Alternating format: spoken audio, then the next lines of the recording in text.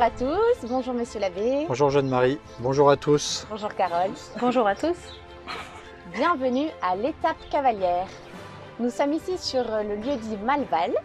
Vous avez derrière vous les belles montagnes du Beaujolais. On aperçoit un tout petit peu Beaujeu, la colline de Quincy en Beaujolais et la colline de Marchand. Voilà, un magnifique paysage et un beau soleil qui sont au rendez-vous pour cette nouvelle émission de Pour que vive le Beaujolais du mois d'avril. Alors nous aurons comme d'habitude deux reportages. Un premier sur le labour dans les vignes avec les chevaux, puis un deuxième reportage sur la cave de Clochemerle que vous connaissez tous. Et ensuite nous aurons la rubrique histoire et l'interview des chaises vertes. C'est parti pour les reportages. On commence avec le labour avec les chevaux dans les vignes.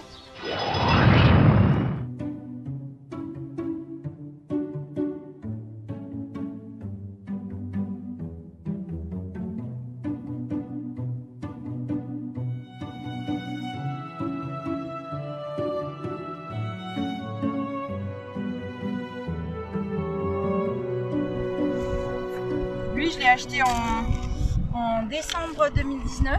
Donc il était débourré à l'attelage. Il n'avait jamais vu la vigne avant. Et puis bah hop, on l'a mis dans les vignes. Et puis c'est comme s'il avait fait ça toute sa vie.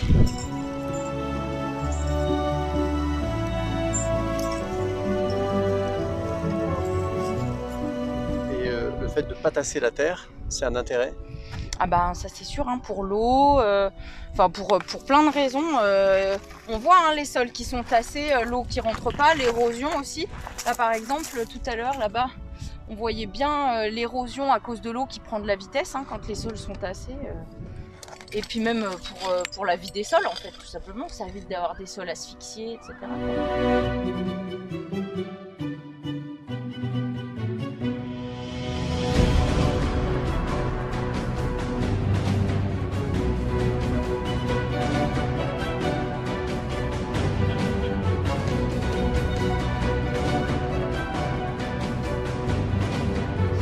Dans un premier temps, pour le retour au travail du sol, plutôt que de passer avec des tracteurs, et des tracteurs pour certains qui font un poids conséquent, qui tout en labourant, retassent le terrain et abîment le terrain en fait.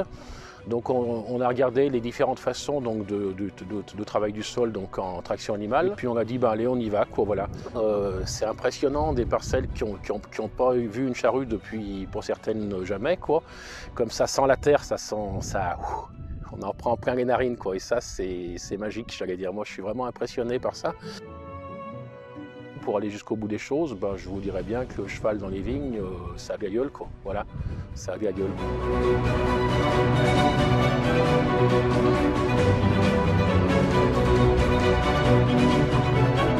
Moi je préfère laisser souffler mon cheval. Je trouve que c'est assez dur comme ça pour eux. Ils sont tout le temps en train de tirer quoi. Donc laisser souffler, hop.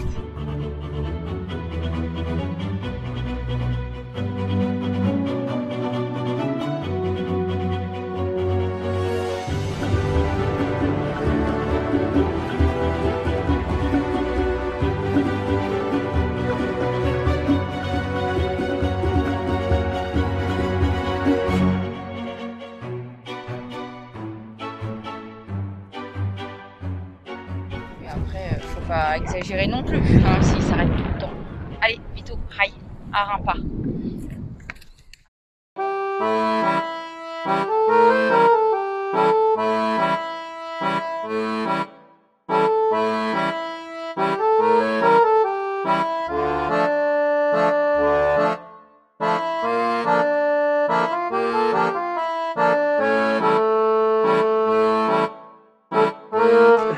Alors vous êtes ici à la cave de Clochemerle, une cave qui a été inaugurée en 1956 par les vignerons du village, qui ont profité du nom Clochemerle qui avait été amené par Gabriel Chevalier pour ouvrir cette cave, qui est ouverte 7 jours sur 7 et qui nous fait vendre nos Beaujolais villages. Alors la spécificité des Beaujolais villages, ce sont des vins qui ont déjà de la structure, les vignes sont principalement dans les coteaux, de façon avec des terroirs qui font ressortir des vins assez structurés. Alors pourquoi ces tableaux? que vous voyez contre le mur, c'est des fonds de tonneaux, et ben c'est des dessins qui ont été faits par Paul Dufour, un dessinateur de la région, et qui a retracé un peu la vie du village dans les caves des vignerons du village. C'est pour ça, et vous avez aussi, alors là, vous avez vraiment des scènes dans le village à cette époque-là, où les vignerons se servent à la tasse et tout. Et à côté, vous avez les mêmes fonds de tonneaux, dans la cave à côté, mais qui racontent l'histoire du livre de Clochemerle. Alors, on peut aller un peu plus loin, parce qu'il faut quand même qu'on vous fasse voir la télévision de Clochemerle. Alors, normalement, ça se passe à l'intérieur. C'est Justine Pusset, qui est la vieille fille du village et qui est scandalisée par parce que les hommes se viennent pisser qui pissent à côté de la pissotière, qui était la renommée à cette époque-là. Pour valoriser le nom Clochemerle, en 2006, l'intercommunalité a proposé de faire le musée Gabriel Chevalier et un théâtre Gabriel Chevalier qui reflète un peu les quelques scènes de son livre de Clochemerle. Alors là, on arrive au musée Gabriel Chevalier qui a été fait en 2006 et là qui vraiment expose les livres qu'il a écrits, des caricatures parce qu'il était aussi dessinateur. Et pourquoi il est arrivé à Vaux-en-Beaujolais? Parce que dans les années 30, il venait passer ses vacances à Vaux-en-Beaujolais, dans un hameau qui est juste en face du village, et s'est inspiré de la vie du village pour écrire son livre.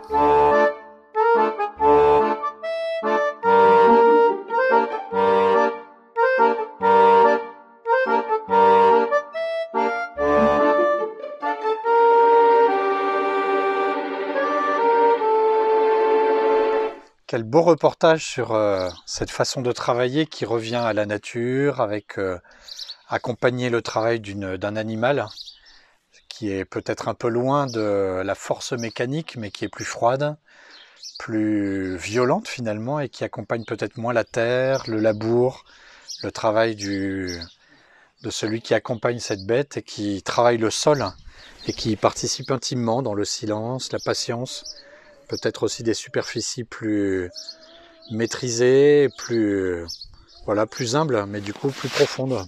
Et oui, finalement, on revient aux fondamentaux, nos chers animaux qui nous rendent bien service. Et le deuxième reportage que vous avez vu sur la cave de Clochemerle, que vous connaissez tous, c'est assez connu dans le Beaujolais. Alors, ils ont besoin de notre soutien, n'hésitez pas à aller les visiter. Ça nous fait découvrir du patrimoine et voilà, toutes nos familles. Vous savez que patrimoine vient de deux mots latins, enfin un mot grec, monos, seul, comme les moines, qui se donnent totalement à Dieu, seul. Et puis pater, patris, c'est-à-dire le père, eh bien tout donner à son père, c'est-à-dire à ses racines. On a tous un attachement à nos grands-parents, à notre histoire familiale. Quelquefois, si on a un peu de chance, à un patrimoine d'une maison familiale qui a vu grandir nos parents, des meubles, des livres, des objets. Et dans ce patrimoine, eh bien, de Clochemerle, on découvre le patrimoine d'une région, c'est-à-dire un attachement à nos racines. Et il est important de recevoir nos racines, mais aussi de les faire vivre à notre tour pour notre postérité. Ouais. Que laisserons-nous à nos enfants de nos lieux, de nos attachements, des personnes et de nos histoires? Connaissez-vous Zulma? C'est une parolière que nous avons découverte à Audenat et qui nous fait découvrir avec poésie les beautés de notre Beaujolais. Je me souviens quand j'étais petit, à l'âge de 7-8 ans, de Zulma qui était avec papa et qui travaillait sur ses poèmes. Parce que mon père la mettait en musique et disait toujours « Elle a un talent extraordinaire ».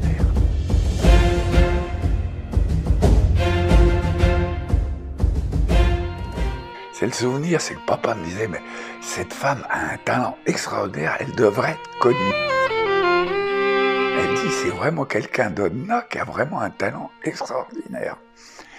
Et alors du coup, il avait mis en musique un de ses poèmes. Et je me souviens, papa à la maison, au piano, faisant il composait pour la chanson. Oh, mon joli Beaujolais, aux sapins verts, aux vignes blondes, Donc Zulma est née en 1884 et est décédée le 15 octobre 1956 à Audenat. Donc son atelier était le long de la rue principale et elle était matelassière et elle faisait aussi des couvertures piquées pour mettre sur les lits, très épaisses et très chaudes. Donne-moi sous ton ciel bleu l'un des plus beaux joyaux de France. Alors, avec papa, j'allais la voir et il parlait musique et poèmes. Et bon, moi, je jouais dehors ou dans la maison, mais c'était une personne très gentille. Elle me disait, c'est une personne qui a un talent, qui a le sens du verbe. Et c'était surtout une poétesse assez extraordinaire et qui, dans chaque geste de sa vie, traduisait les choses par un poème. Chaque geste simple de la vie de tous les jours. Envahissant sur tes flancs plantés roule la vie.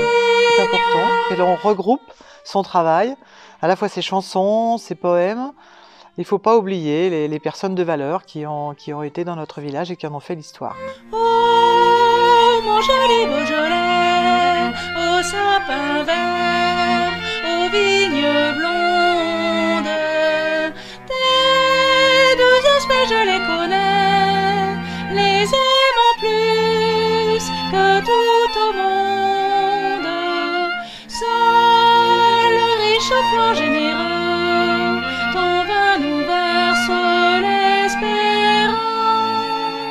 Je te nomme sous ton ciel bleu l'un des plus beaux joyaux de France.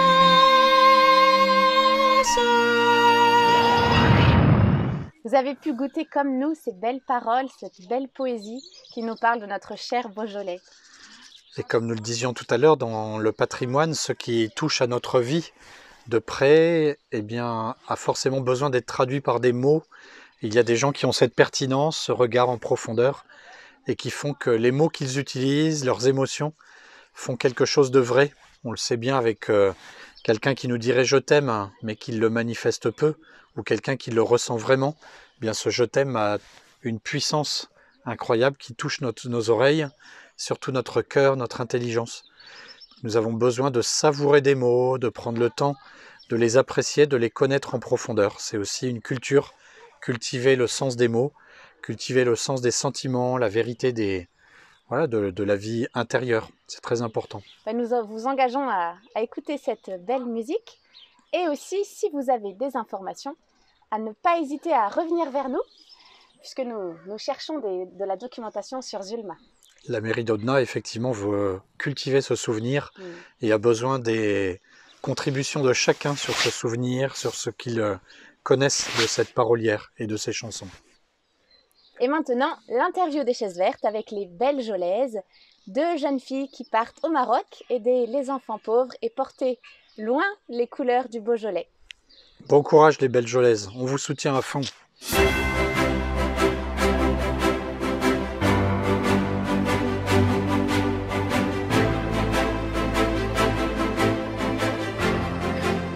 Bienvenue à l'interview des chaises vertes. Nous sommes aujourd'hui au vieux Ternant, sur l'invitation des belles Jolaises pour présenter le trophée 4L Trophy auquel elles vont concourir dans peu de temps. Donc déjà, nous sommes au vieux Ternant. Je vais vous demander de vous présenter, s'il vous plaît. Alors, je m'appelle Violette Ferreira, j'ai 20 ans et je suis étudiante en langues étrangères appliquées à l'Université Lyon 3 et j'habite à l'Étrat. Voilà, donc je m'appelle Pauline Échet, j'ai 20 ans aussi, je suis étudiante en relations internationales au Royaume-Uni et j'habite au Bois-d'Ouin dans la région du Beaujolais. Bon alors on va présenter effectivement les belles Jolaises que vous êtes, mais déjà vous nous avez suggéré de venir faire cette interview ici même. Pourquoi? Pour la beauté du paysage et puis pour l'histoire de Ternant aussi, ce petit village médiéval, c'est un joli cadre. Voilà, c'est un peu un village qui est au cœur de notre région, le Beaujolais. Les gens viennent ici pour visiter et puis ça met en valeur notre belle petite voiture, sa sortie aux fleurs autour. Et oui, mais on a complètement oublié de présenter Topette. Ah oui, exactement. Topette, voilà Topette. Alors, pourquoi Topette? Voilà. Ça a été super drôle, on a fait un petit sondage auprès de nos amis, qu'est-ce que veut dire une topette?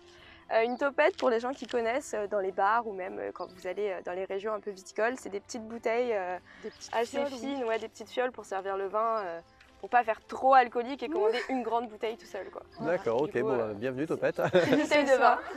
Alors Topette va vivre une grande aventure avec vous dans peu de temps. Oui. Vous pouvez nous dire ce que c'est cette aventure? Alors, c'est le 4L Trophy. On va partir en 2022, du 17 au 27 février. Et en fait, c'est un rallye-raid solidaire qui a pour but de rallier la France, donc Biarritz, en partant de Biarritz plutôt, jusqu'au Maroc, à Marrakech. Et voilà, donc c'est un rallye qui est à bord de 4L, Renault 4L. Donc la nôtre est de 1991, mais sur le Trophy, il y a énormément de voitures. On est à peu près 3000 jeunes. Donc c'est un rallye de 18 à 28 ans. Ça fait entre 1500 et 1700 voitures. Et du coup, voilà, chacun traverse la France, l'Espagne, le Maroc. C'est des étapes de piste, des étapes de route. Et le but, c'est quand même d'apporter du matériel scolaire et des denrées alimentaires. Alors, j'ai un peu fouillé sur votre plaquette, là, parce que voilà, il y a une petite plaquette que vous avez joliment fait pour la recherche de sponsors. Il vous faut des sponsors. Déjà, vous dites que vous êtes aussi belgelaise parce que le terroir beaujolais, vous avez envie de le promouvoir. Exactement. Alors, comment on promeut le terroir beaujolais dans une 4L? Eh ben, écoutez, je pense que promouvoir le terroir beaujolais, c'est aussi mettre en avant ses habitants, mettre en avant ses artisans, ses entrepreneurs. Donc nous, notre idée, c'est évidemment de trouver des sponsors de la région, des gens qui nous donnent même pas énormément d'argent, mais juste du soutien. Participer, quoi. Voilà, participer et puis en parler, que ce soit du soutien financier, du soutien matériel. On est vraiment heureuse d'avoir justement des artisans de l'ETRA, une photographe qui va nous faire une séance photo gratuite du coup. C'est que des petites attentions comme ça qui font que notre projet avance et qui promeut notre région. Ce qui est intéressant aussi, c'est que le Beaujolais, on le sait, s'exporte.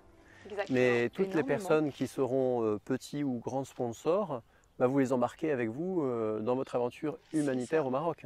Exactement. C'est ça l'objectif, c'est en fait pouvoir parler du Beaujolais au travers de ces entreprises et au travers des missions comme celle-ci, au-delà des frontières en fait du Beaujolais, pouvoir en parler en France, en Espagne, au Maroc, et puis toutes les personnes qui nous suivent, on voit qu'on a aussi beaucoup de personnes de pays étrangers qui nous suivent, que ce soit en Angleterre par rapport à Pauline, au Portugal. Du coup, on peut parler du Beaujolais et le promouvoir.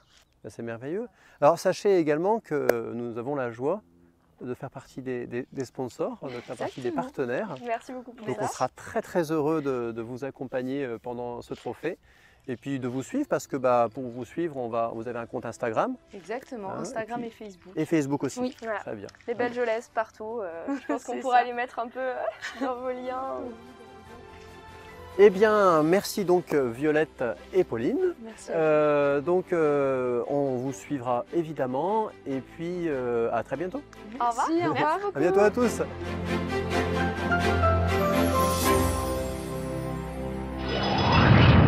Avec PQVLB, nous sommes bien ancrés dans notre terroir beaujolais, mais aussi nous soutenons des actions comme celle-ci qui permettent de partir aux périphéries, aider les enfants pauvres.